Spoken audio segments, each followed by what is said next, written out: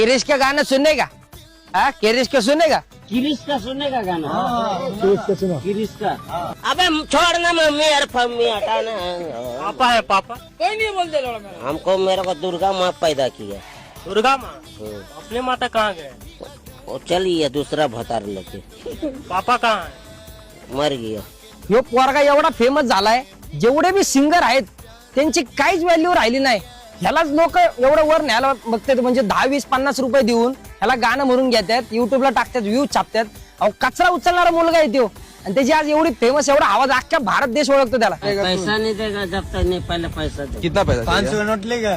500 का नोट नहीं, 100 रुपया। ए भाई 100 ज्यादा हो जाता है। 100 ज्यादा हो जा रहा। आज त्या पोराची अवस्था काय आहे? त्याची आई कोणासोबत तरी पळून गेली, त्याचा बाप वारलाय, त्याला कोणच नाहीये, आणि त्याला आई बाप नसल्यामुळं कचरा उचलायला लागतोय.